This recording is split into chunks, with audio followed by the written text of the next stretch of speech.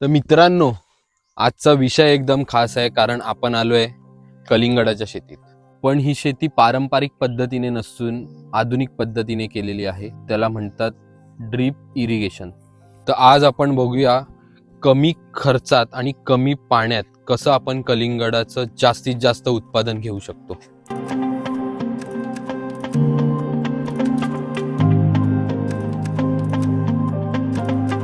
तर सर्वात महत्त्वाचा प्रश्न म्हणजे ड्रीप इरिगेशनच का वापरलं जातं. तर कलिंगड हे कमी कालावधीत येणारं पीक आहे आणि त्याला जास्तीत जास्त पाण्याची गरज असते. यासाठी ड्रीप इरिगेशन हे सर्वात महत्त्वाचं ठरतं. तसंच ठिबक सिंचनातून आपल्याला खत देता येतं, त्यामुळे खताचा प्रत्येक थेंब हा पिकाला मिळतो आणि त्यामुळे उत्पादनही वाढतं आणि पाण्याची बचतही होते.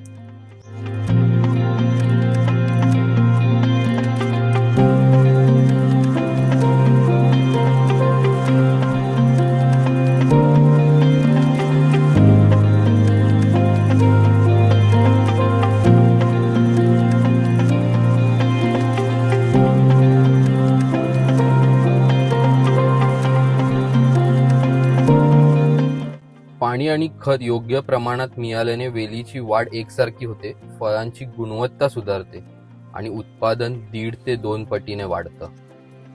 एकदा का कलिंगडाच्या शेतीचं व्यवस्थापन झालं की एकदम महत्त्वाचं काम येतं, ते म्हणजे पाणी. टाकलेल्या बियाणांची वेल उगवण्यासाठी दररोज 1 ते 2 तास पाणी द्यावं लागतं. त्यानंतर फुलांच्या वेळी पाण्याचे प्रमाण वाढवावं लागतं, तेच 2 ते 3 तास करावं लागतं. तसंच फळ तयार होताना ते तडकणार नाही याचीही काळजी घेतली गेली पाहिजे. फळ काढायच्या 8 ते 10 दिवस आधी पाणी कमी केलं गेलं पाहिजे, नाहीतर ते तडकण्याची शक्यता असते.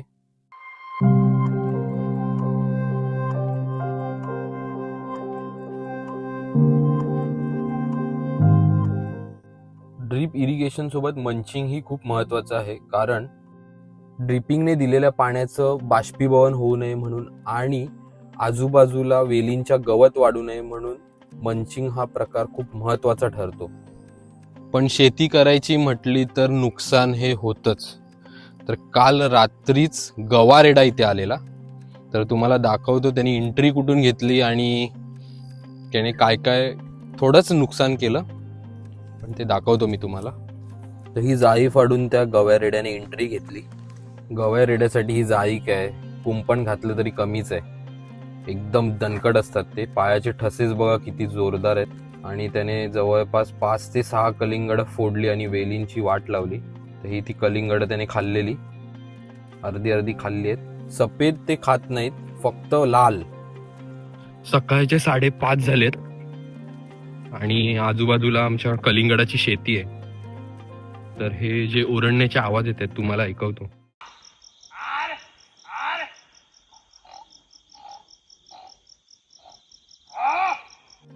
तर तो गवारेडा जो आलेला, त्याच्यामुळे थोडी जास्त सिक्युरिटी वाढवली आहे. संपूर्ण लाइटिंग केली आहे इकडे आणि स्पीकर्स लावलेत ओरडण्याचे.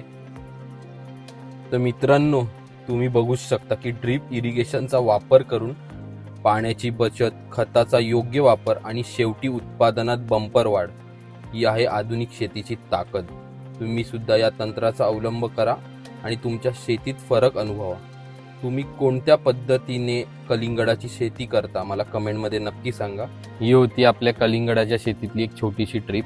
व्हिडिओ आवडली असेल तर नक्की लाईक, शेअर, सबस्क्राईब करायला विसरू नका. तर भेटूया आपण पुढच्या ब्लॉगमध्ये. तोपर्यंत बाय बाय.